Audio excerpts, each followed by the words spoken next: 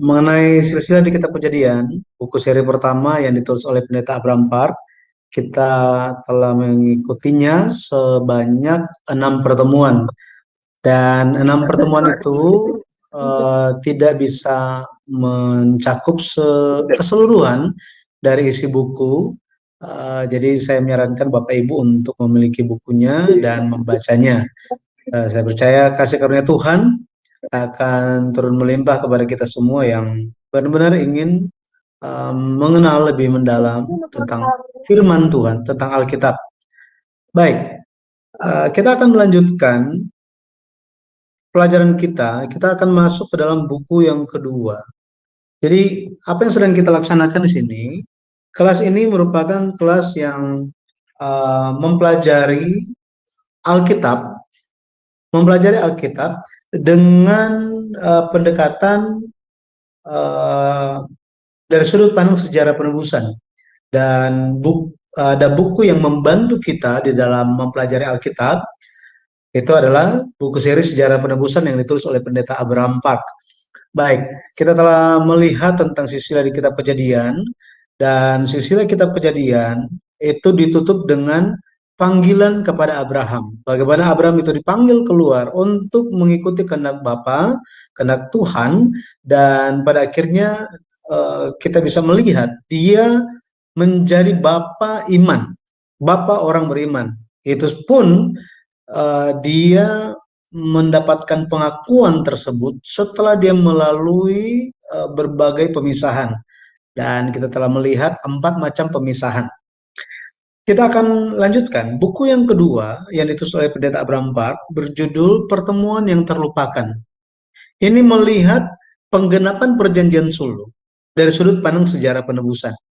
Penggenapan perjanjian Sulu dari sudut pandang sejarah penebusan. Mungkin banyak dari kita belum begitu familiar dengan namanya perjanjian Sulu. Kita akan melihat mulai dari pertemuan hari ini. Jadi untuk memulai itu saya ambil temanya adalah perjanjian dalam Alkitab. Alkitab kita sendiri namanya perjanjian lama dan perjanjian baru. Betul ya? Kenapa? Karena isinya banyak perjanjian dari Tuhan dan bagaimana proses penggenapannya. Kita lihat dulu Kejadian 15 ayat 18. Pada hari itulah Tuhan mengadakan perjanjian dengan Abram serta berfirman, kepada keturunanmu lah kuberikan negeri ini, mulai dari sungai Mesir sampai ke sungai yang besar itu, sungai Efrat. Di sini ada kata perjanjian. Nah, Kejadian pasal 15 ini berisi tentang perjanjian Sulu. Dan untuk mempelajari perjanjian Sulu ini, saya pikir ada baiknya kita untuk berkenalan dulu dengan perjanjian-perjanjian di dalam Alkitab. Jadi kita akan melihat tentang definisi perjanjian, kemudian macam-macam perjanjian, setelah itu perjanjian di dalam sejarah penebusan. Baik, kita akan mulai. Ini adalah buku yang kedua, Pertemuan yang Terlupakan, Perjanjian Sulu dan Penggenapannya dilihat dari sudut pandang sejarah penebusan. Nanti ke depan kita akan lihat isi buku ini mencakup apa saja sih hal-hal yang kita bisa dibantu di dalam memahami isi Alkitab. Seperti yang telah saya perkenalkan di bagian awal waktu seperti talk show gitu ya, talk show. Isi buku yang kedua ini, seri yang kedua ini tentang apa? Ya, ini bukunya. Oke, kalau kita lihat sejarah penebusan, kata penebusan itu bentuk kata kerjanya adalah menebus. Menebus. Sehingga sejarah penebusan merupakan sejarah untuk menebus. Sejarah untuk menebus. Untuk menyelamatkan manusia, memulihkan manusia yang sudah jatuh dosa, Yesus datang ke dunia.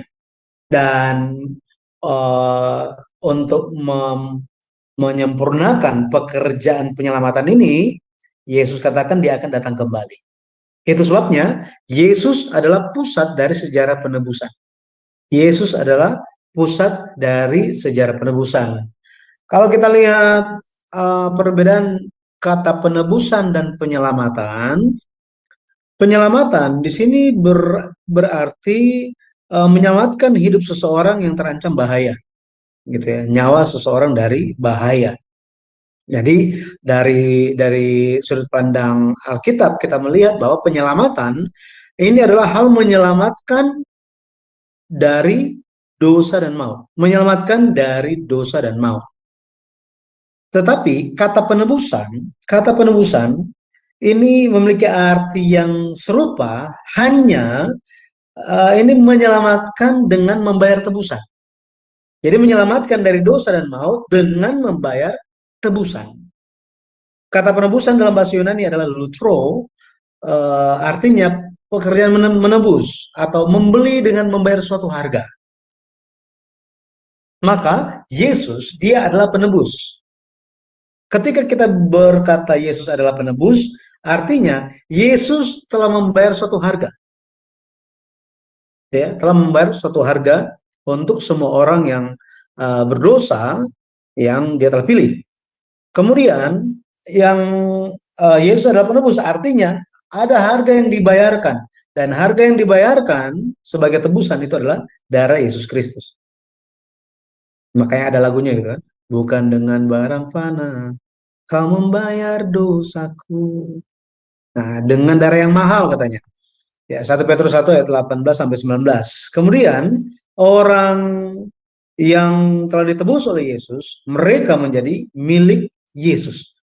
Mereka menjadi milik Yesus. Nah, ini Yesus merupakan pusat sejarah penebusan. Yesus adalah penebus. Di kitab Yesaya telah dinubuatkan bahwa Allah, ya Allah telah menebus orang Israel katanya, umatnya. Yesaya 43 ayat 1 dikatakan, tetapi sekarang beginilah firman Tuhan yang menciptakan engkau hai Yakub, yang membentuk engkau hai Israel. Janganlah takut, sebab aku telah menebus engkau, aku telah memanggil engkau dengan namamu, engkau ini kepunyaanku.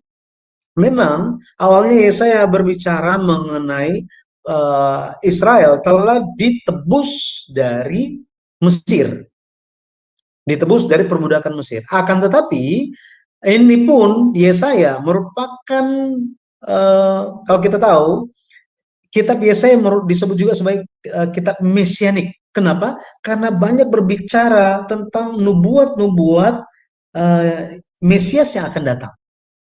Nah, jadi ketika Yesaya berbicara mengenai masa lalu, apa yang telah terjadi di masa lalu, di saat yang sama, Yesaya sementara berbicara tentang apa yang akan terjadi di kemudian hari. Bahwa apa? Allah akan menebus umatnya. Dan ketika penebusan itu terjadi, umatnya menjadi kepunyaan Allah. 1 Korintus 6 ayat 20 ditegaskan, sebab kamu telah dibeli dan harganya telah lunas dibayar. Karena itu muliakanlah Allah dengan tubuhmu. Ya, jadi kita semua milik siapa? Ya memang milik istri, milik suami, milik keluarga, tetapi lebih dari itu kita adalah milik Yesus. Betul ya? Jadi di dalam Yesus Kristus, kalau kita lihat di dalam Yesus Kristus ada apa ya? Ada hal-hal yang tidak diduga, ya tidak diduga. Kenapa demikian?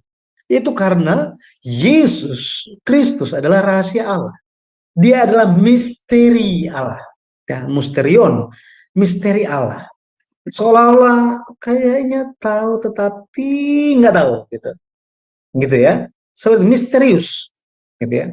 Kelihatan tetapi seperti ada sesuatu. Dan kalau kita lihat tentang Yesus Kristus sebagai rahasia Allah, dia adalah rahasia yang telah disembunyikan. Berapa lama? Dari abad ke abad. Kolose 1 ayat 26, kemudian Efesus 3 ayat 8 dan 9. Lalu rahasia ini, Yesus ini dinyatakan kepada orang yang percaya. Dinyatakan, ya, dinyatakan. Dan rahasia ini harus diberitakan kepada bangsa-bangsa.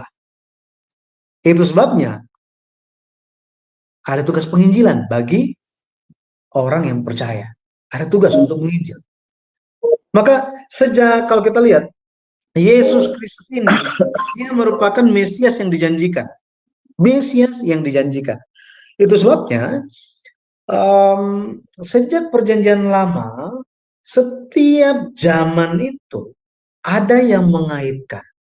Setiap zaman itu ada yang mengaitkan. Sehingga sejarah penebusan itu tidak berhenti, tetapi mengalir dengan suatu tujuan. Jadi ada benang merahnya gitu. Ada benang merahnya. Dan benang merah itu adalah apa? Itu adalah perjanjian. Perjanjian adalah mata rantai yang menghubungkan sejarah penebusan dari generasi ke generasi, dari zaman ke zaman. Kalau kita lihat di zaman Nuh, ya, di zaman Nuh ada perjanjian yang Allah dirikan dengan Nuh. Kemudian dari Nuh sampai kepada Abraham ada 10 generasi.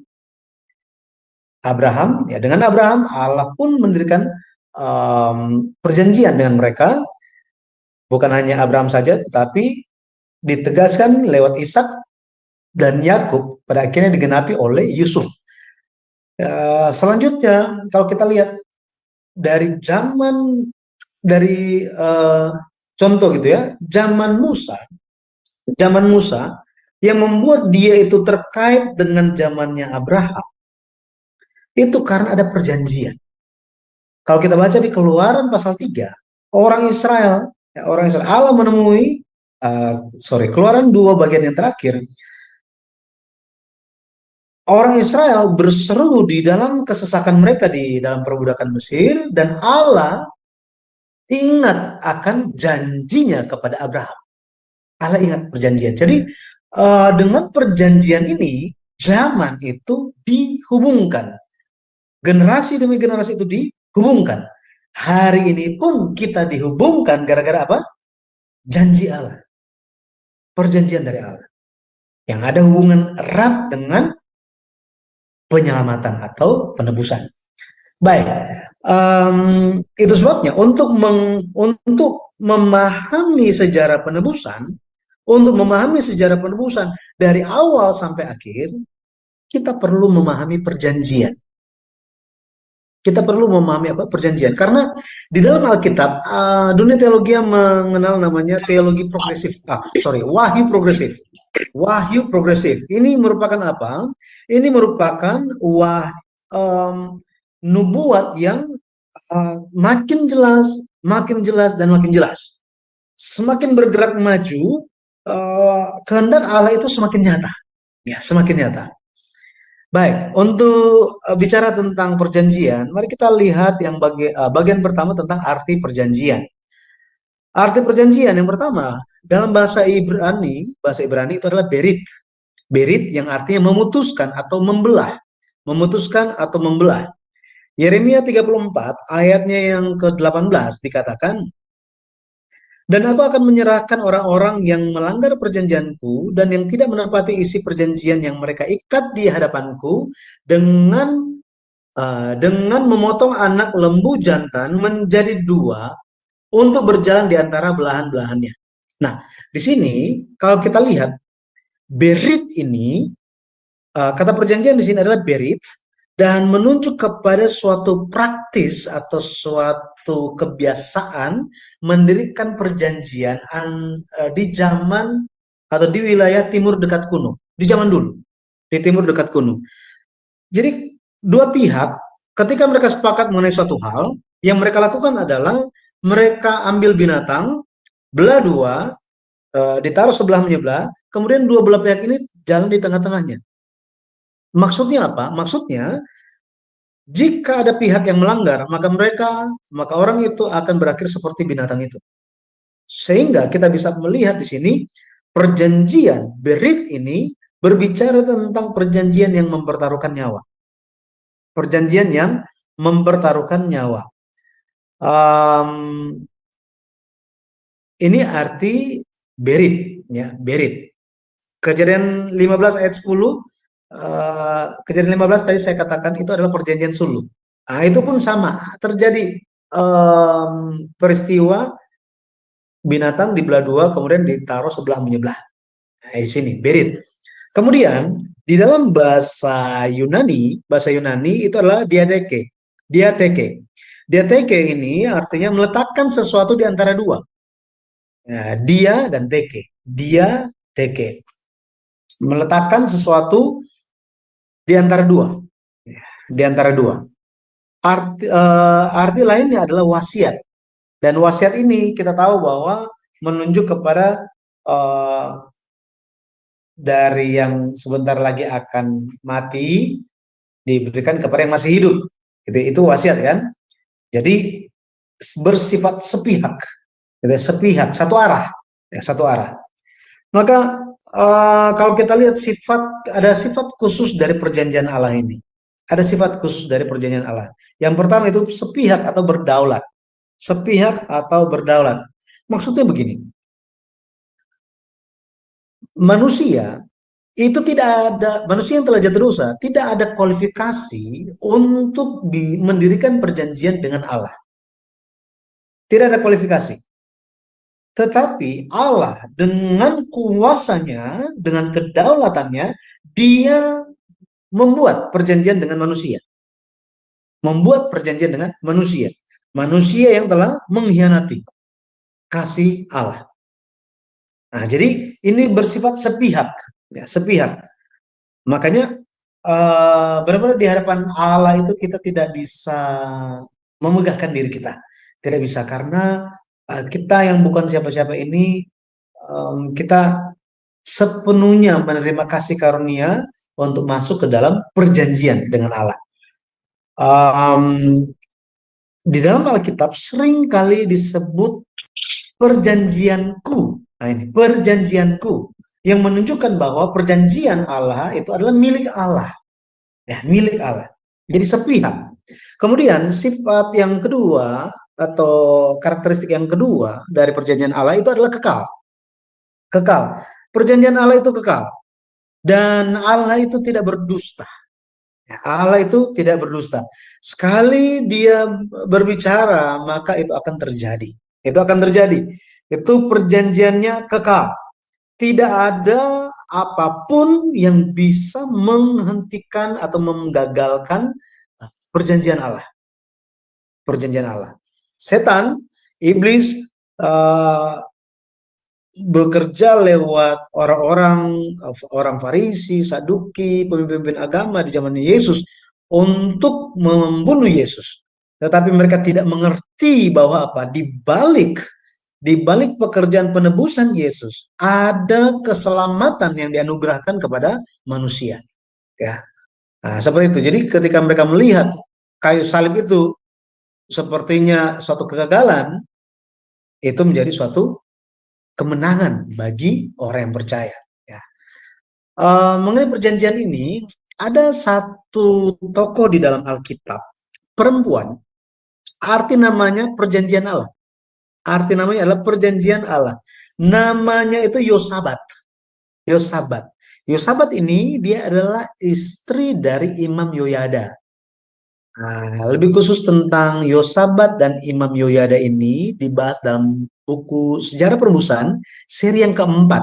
Nanti Bapak Ibu bisa membacanya di bagian Raja Yoas. Jadi ada suatu ketika di dalam kerajaan Daud itu, dalam keturunan Daud, Hizkia salah menikahkan anaknya. Hizkia salah menikahkan anaknya. Dia nikahkan anaknya yang bernama Yoram itu menikah dengan anaknya Ahab yang bernama Atalia. Ketika mereka menikah, lahirlah Ahazia, cucu dari Hizkia. Dari Yosafat, ya, Yosafat. Jadi Yosafat dia punya anak laki-laki namanya Yoram. Yoram kemudian dinikahkan dengan Atalia, anak Ahab.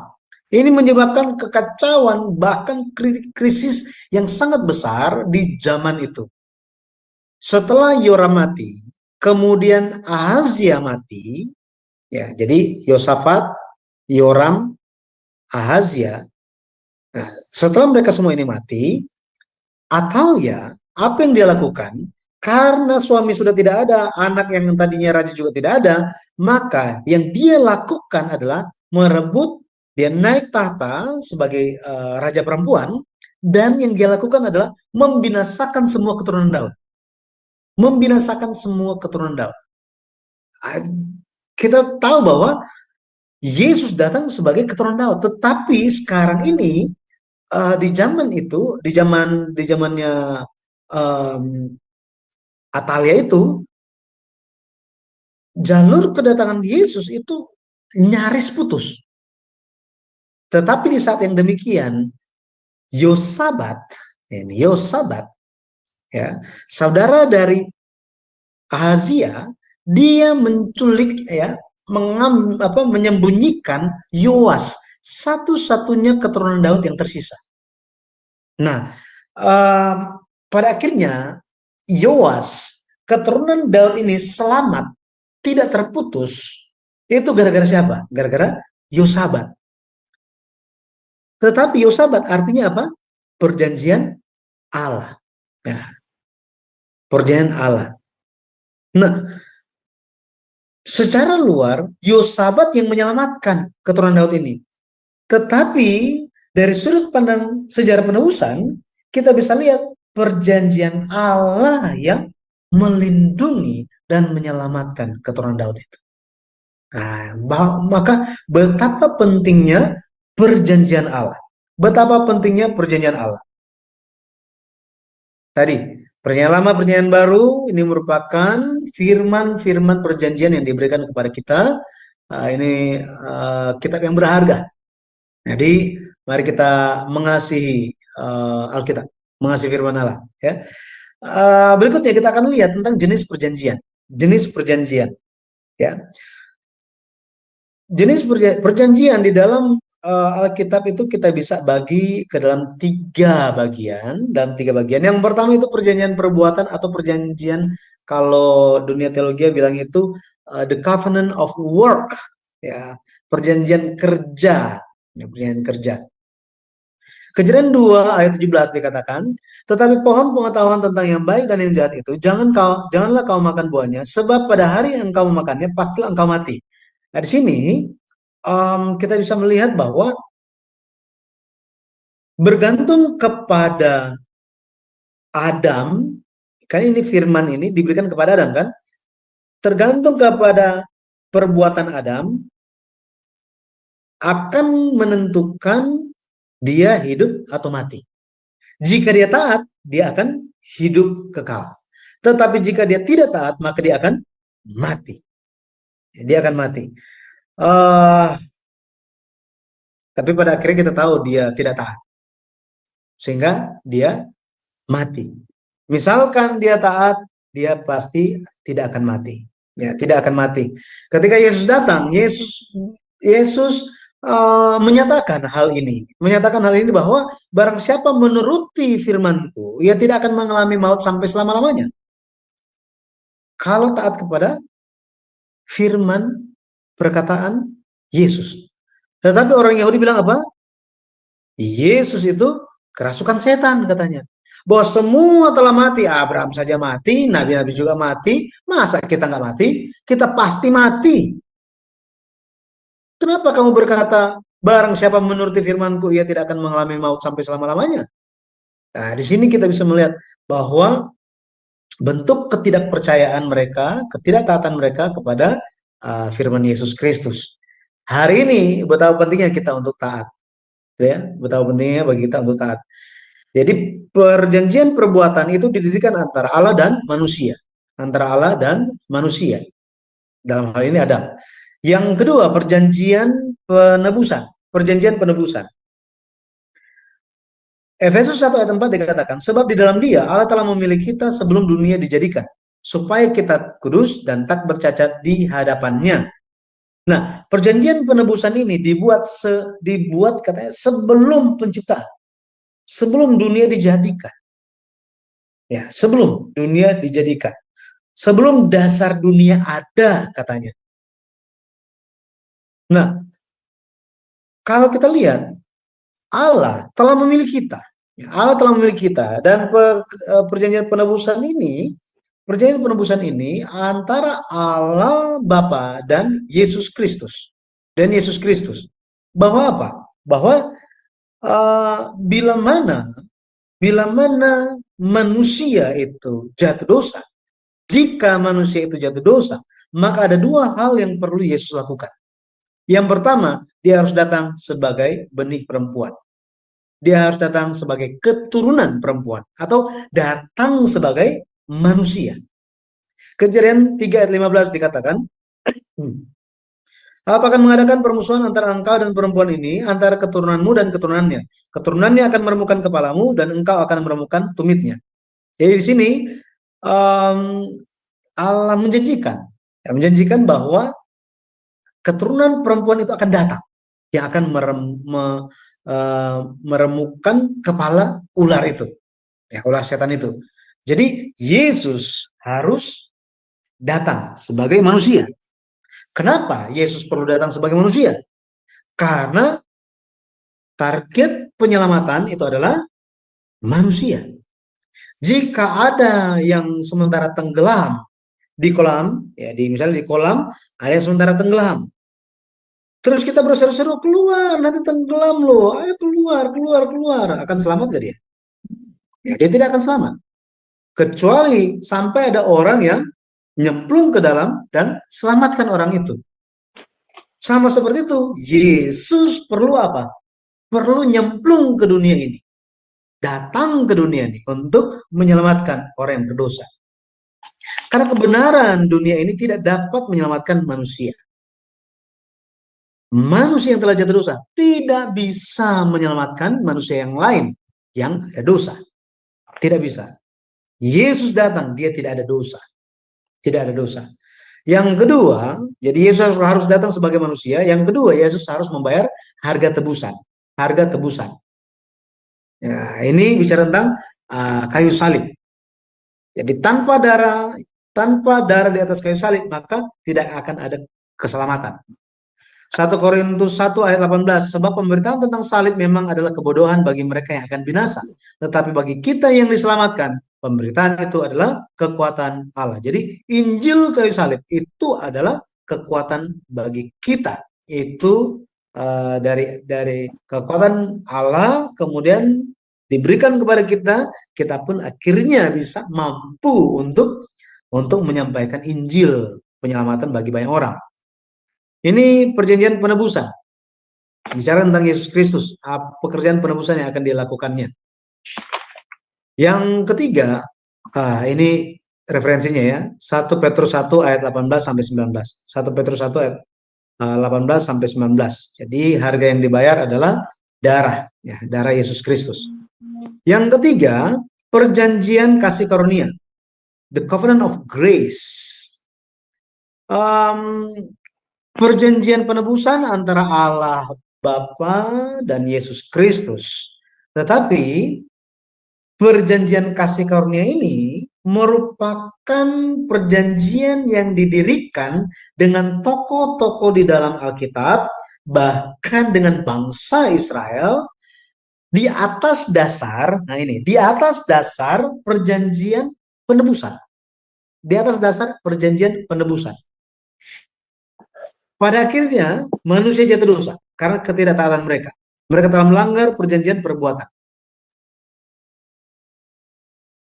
Maka apa? Maka keturunan perempuan harus datang.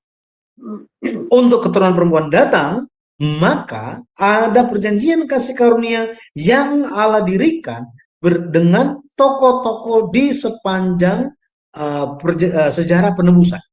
Pada akhirnya, lewat perjanjian-perjanjian ini,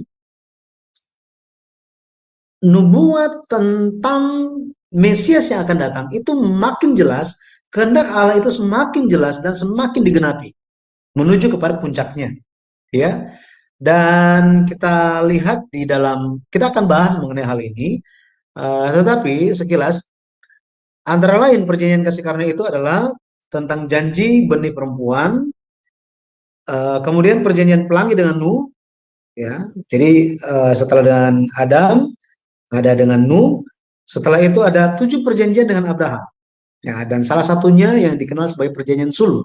di Kejadian pasal 15. Setelah itu ada perjanjian di Gunung Sinai, Sinaitic Covenant atau Mosaic Covenant, disebut juga sebagai perjanjian Musa. Kemudian ada, setelah waktu berlalu, ada perjanjian dengan Daud, Davidic Covenant, ya, perjanjian dengan Daud. Kemudian perjanjian baru dengan Yeremia, perjanjian baru dengan Yeremia. Kemudian ada perjanjian dengan Yehezkiel. Nah, mari kita lihat tentang perjanjian-perjanjian di dalam sejarah penebusan ini. Yang pertama itu proto-gospel. Proto-gospel. Proto-gospel. Kejadian 3 ayat 15. Aku akan mengadakan permusuhan antara engkau dan perempuan ini, antara keturunanmu dan keturunannya. Keturunannya, jadi keturunannya ini, nya di sini bicara tentang keturunan perempuan ini. Ya, keturunan perempuan akan meremukkan kepalamu, kepala ular. Dan engkau, ular itu, akan meremukkan tumitnya. Ini merupakan wahyu yang paling pertama. Ini merupakan suatu perjanjian yang mula-mula diberikan. Sebutan lainnya adalah proto-evangelium. Proto-evangelium. Pertama-tama atau terdahulu diberikan. Kalau kita lihat Wahyu 12 ayat 9, ular di sini disebut sebagai ular tua, iblis, setan katanya. Dia setan. Proto gospel ini atau proto evangelium ini sangat-sangat berkesan dan menyemangati Adam yang jatuh dosa. Dia yang telah jatuh dosa, yang telah terputus dari Allah. Tetapi lewat janji Allah ini, dia memiliki suatu pengharapan akan pemulihan.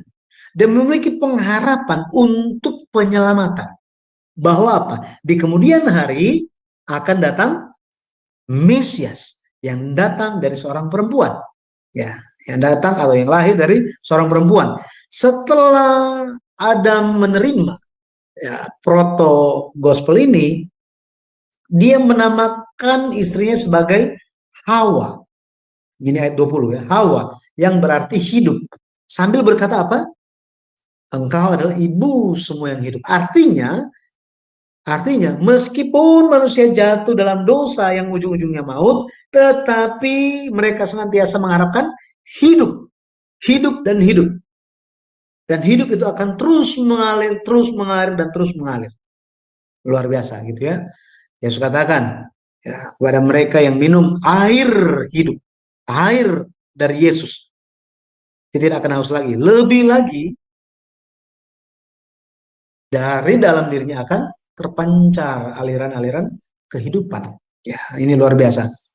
Firman kan? Firman perlu kita terima dari Yesus Kristus supaya kita bisa memancarkan kehidupan.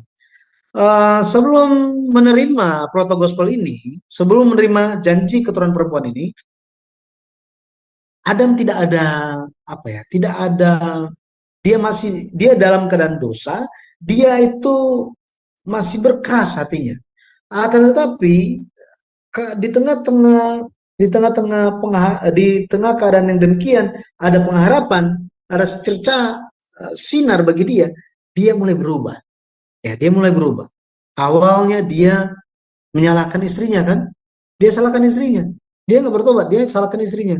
Tetapi sekarang dia melihat pemulihan itu, janji Tuhan, pada akhirnya dia bisa ada keyakinan. Karena keyakinan dia terhadap proto gospel ini, bahwa keturunan perempuan akan datang, maka dia ganti nama istrinya menjadi Hawa. Awalnya perempuan, sekarang menjadi Hawa, yang artinya hidup, ya, hidup. Jadi ini proto gospel. Yang kedua, perjanjian Nuh, perjanjian dengan Nuh. Banyak orang cuma tahu tentang perjanjian pelangi. Akan tetapi sebelum perjanjian pelangi, Allah telah mendirikan perjanjian dengan siapa? Dengan Nuh. Kita lihat Kejadian 6 ayat 18. Kejadian 6 ayat yang ke-18. Ayat 18 dikatakan, tetapi dengan engkau, aku akan mengadakan perjanjianku, berit di sini, perjanjianku. Dan engkau akan masuk ke dalam bahtera itu, engkau bersama-sama dengan anak-anakmu, dan istrimu, dan istri anak-anakmu. Jadi eh, perjanjian sebelum akhir bah, sebelum penghakiman, isinya apa? Mereka menerima kasih karunia untuk diselamatkan. Tetapi mereka perlu apa? Perlu taat. Jadi kasih karunia dari Allah itu dicurahkan atas mereka, tetapi mereka pun harus merespon dengan ketaatan. Taat pada perjanjian. Pada akhirnya mereka akan hidup. Meskipun satu dunia dihakimi, mereka tetap hidup. Setelah irba, Allah mendirikan perjanjian pelangi. Kejadian 9 ayat 8 sampai 17. Maaf. Ini merupakan perjanjian busur, ya, nama lainnya. Kalau dalam Alkitab disebut sebagai busur. Busurku kutaruh di awan, katanya. Jadi setiap busur itu muncul di awan, Allah katakan dia akan ingat perjanjiannya, dia tidak akan menghakimi, ya, tidak akan menghakimi manusia dengan air lagi. Nah, seperti ini. Maka Nuh, ketika dia taat kepada firman Allah, kepada perintah Allah, kepada perjanjian Allah, dia pegang ini, dia bisa membangun Batra. 70 sampai 80 tahun dia membangun Batra, pada akhirnya dia dan keluarganya bertahan melalui atau melewati penghakiman yang terjadi di zamannya. Nuh lakukan segala sesuatunya sesuai dengan Allah perintahkan. Makanya ada ekspresi Nuh melakukan tepat seperti apa yang diperintahkan oleh Allah. Kejadian 7 ayat yang kelima. Nah, jadi ini perjanjian dengan Nuh. Jadi pada akhirnya perjanjian-perjanjian ini digenapi oleh Yesus Kristus. Protogospel ini Yesus sendiri datang. Galatia 4 ayat 4 dikatakan setelah genap waktunya Allah mengutus anaknya yang lahir dari seorang perempuan. Galatia 4 ayat 4. Kalau kita lihat di Matius pasal 1 ayat 18, Maria dia mengandung dari Roh Kudus. Yesus menggenapi semuanya. Perjanjian dengan Nuh. Pada akhirnya mereka yang taat kepada firman Yesus Kristus, mereka yang akan diselamatkan. Bagi mereka yang ada di dalam Yesus, Yesus katakan dalam satu perumpamaan, aku adalah pokok anggur, katanya. Kalian semua adalah cabang-cabangnya, gitu ya, dahan-dahannya. Jika terpisah dari aku, kamu akan dibakar, akan mati dan dibakar, akan kering. Jadi satu-satunya untuk hidup harus apa? Menempel kepada Yesus. Harus menempel kepada Yesus Kristus. Harus taat kepada Yesus Kristus. Berikutnya, perjanjian yang Allah buat dengan Abraham. Ada 7 perjanjian yang Allah dirikan dengan Abraham. Kita tidak akan lihat semuanya. Mengenai perjanjian sulu, nanti kita akan bahas dengan detail dalam pertemuan selanjutnya. Akan tetapi, yang penting untuk kita tahu saat ini adalah ada 7 perjanjian yang Allah dirikan dengan Abraham. Dari semua orang, dari semua tokoh-tokoh di dalam Alkitab, Allah mendirikan perjanjian paling banyak dengan Abraham. Dan perjanjian yang keempat, perjanjian sulu, ini merupakan perjanjian yang terpenting daripada di atas semua perjanjian yang pernah Allah dirikan. Nanti kita akan lihat kenapa gitu ya. Kenapa sangat penting? Ya, kenapa sangat penting? Berikutnya perjanjian Sinai. Perjanjian Sinai. Jadi disebut sebagai perjanjian Sinai gara-gara perjanjian itu dibuat di Gunung Sinai. Musa dia setelah Tuhan berbicara menyatakan 10 perintah kepada satu bangsa Israel, kepada semua orang Israel, itu di Keluaran 20 kan. Orang Israel bilang, Musa, biarlah Tuhan jangan ngomong dengan kami, nanti kami mati. Karena terlalu dahsyat gitu ya Allah itu. Tuhan ngomong ke kamu aja, nanti kamu bicara kepada kami, nanti kami akan lakukan semuanya. Prosesnya seperti itu aja. Musa bilang, enggak, Tuhan itu sayang kepada kalian. Ayo jangan jauh-jauh.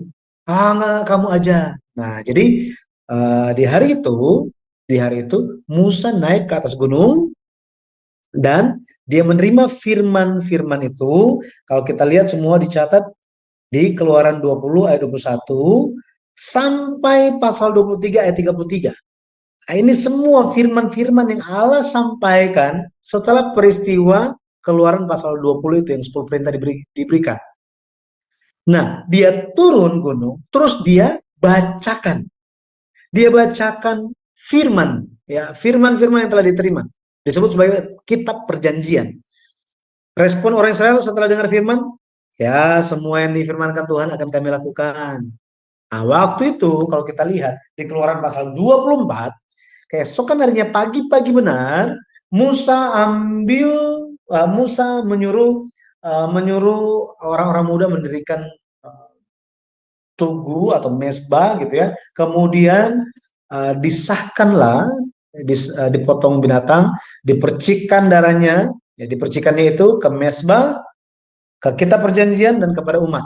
Ya, dipercikan tiga ya, kepada tiga hal ini dan dikatakan ini sebagai darah perjanjian. Darah perjanjian.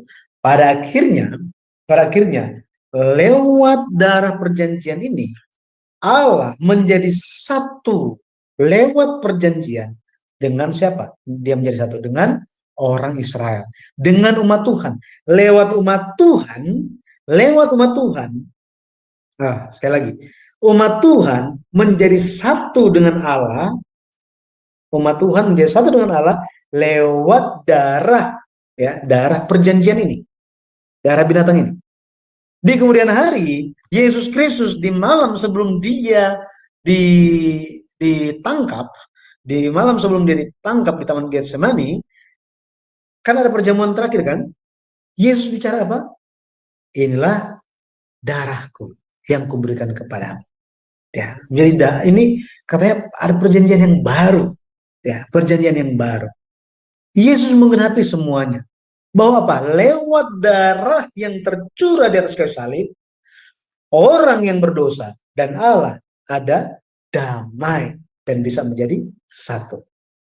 Yesus yang menggenapinya untuk kita. Ya, untuk kita. Setelah itu, perjanjian kelima, perjanjian dengan Daud. Ini perjanjian dalam sejarah penebusan ya. Perjanjian dengan Daud. Kalau kita baca di 2 Samuel 7 ayat 12 sampai 16, ada isi di situ berbicara tentang Allah janji kepada Daud bahwa Allah akan memberikan dia keturunan dan keturunan Daud ini akan membangun bait suci. Ya, keturunan Daud atau anak Daud akan mendirikan bait suci, kemudian kerajaan anak Daud ini akan selama-lamanya. Awalnya ini bicara tentang Salomo. Salomo membangun bait suci. Salomo anak Daud kan, dia membangun bait suci. Kerajaannya luar biasa makmur, terkenal sampai ke seluruh dunia. Akan tetapi kerajaannya tidak selama-lamanya. Jadi perjanjian dengan Daud ini digenapi oleh siapa? Oleh Yesus Kristus. Yesus Kristus membangun bait suci. Yesus bilang apa? Rombak bait suci ini dan aku akan membangunnya kembali dalam 3 hari. Yang Yesus maksudkan adalah tubuhnya. Ya, tubuhnya. Yesus bait suci sejati itu. Kemudian Rasul Paulus bilang apa? Roh Allah, ya, roh kebenaran. Ketika itu ada di dalam kita, maka kita pun adalah bait suci katanya. Ya, bait suci. Jadi Yesus Kristus membangun bait suci dan berakhirnya kerajaannya kekal. Kerajaannya kekal. Ya, maaf. Jadi kalau kita lihat, itu referensinya Yohanes pasal 2 nanti bisa baca ya. Yohanes pasal 2. Di kitab Wahyu pun dikatakan bahwa bait suci, ya, bait suci itu ya ada bait suci juga. Bait suci yang sempurna, ya, bait suci yang sempurna. Semuanya akan digenapi ketika Yesus datang kembali. Nanti referensi untuk kita Wahyu 21 ayat 22 sampai 23. Tapi dalam perjanjian Daud ada 2 karakteristik yang sangat unik. Ini kita bisa dapatkan lewat Mazmur ya, kitab Mazmur 89 dan di situ ditulis bahwa perjanjian Daud itu yang pertama dikatakan bahwa Perjanjian dengan Daud itu dibuat dengan sumpah. Kata sumpah, kata sumpah dalam bahasa Ibrani adalah shaba yang artinya 7. 7 di sini menunjuk kepada angka sempurna. Artinya janji Allah itu, janji yang disumpahkan ini apa? Janji yang sempurna. Artinya janji Allah pasti digenapi. Pasti digenapi. Yesus datang sebagai keturunan Daud. Matius 1 ayat 1, Yesus Kristus diperkenalkan bagaimana? Inilah silsilah Yesus Kristus, anak Daud. Anak Daud. Digenapi. Digenapi. Padahal apa? Di tengah-tengah bahaya ketika Herodes itu ya melakukan suatu pembunuhan yang sangat dahsyat, tetapi di tengah-tengah kegelapan, kejahatan yang luar biasa itu, ya Allah tetap memegang janjinya, ya, memegang janjinya. Yang kedua, karakteristik dari yang unik dari perjanjian Daud adalah perjanjian itu dibuat dengan kesetiaan Tuhan. Kesetiaan Tuhan. Kata setia, emet, aman, jujur, tidak berubah.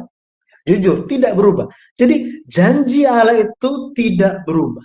Janji Allah itu setia. Allah setia. Sampai ada lagu kan? Tuhan Yesus setia, Dia sahabat kita. Nah, jadi Tuhan Yesus benar-benar setia bagi kita semua.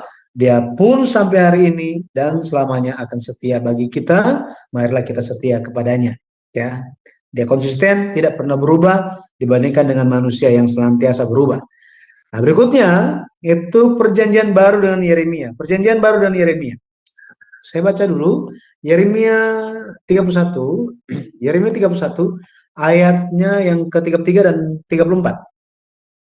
Tetapi beginilah perjanjian yang kuadakan dengan kaum Israel sesudah waktu itu. Demikianlah firman Tuhan. Aku akan menaruh Tauratku dalam batin mereka dan menuliskannya dalam hati mereka.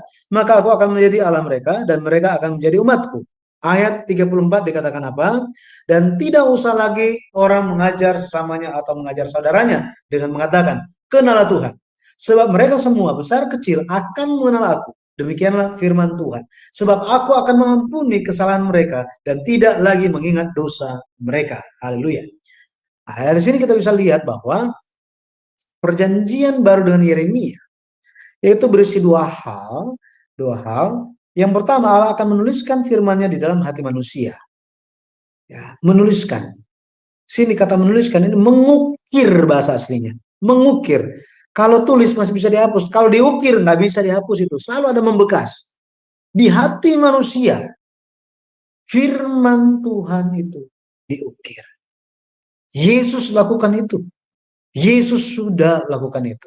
Rasul Paulus menyatakan bahwa bukan di atas loh-loh batu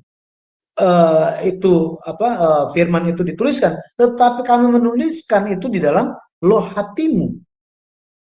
Jadi sampai hari ini firman Tuhan itu tetap diukir dalam kita. Supaya apa?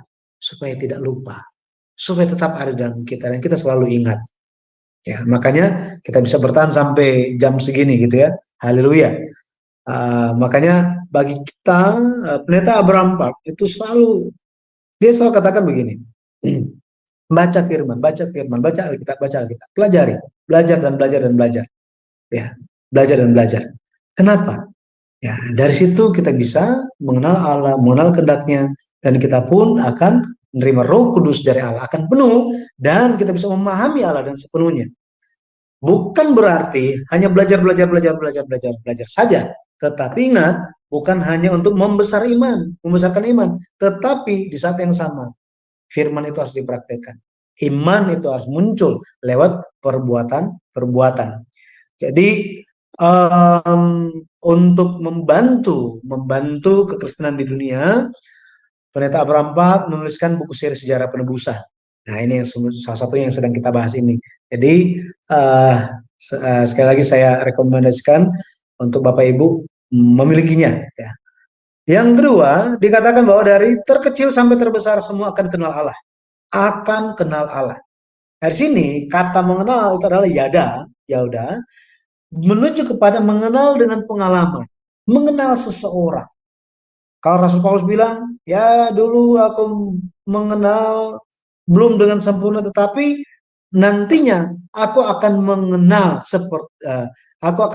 seperti aku dikenal. Aku akan melihat Allah ya dengan jelas katanya.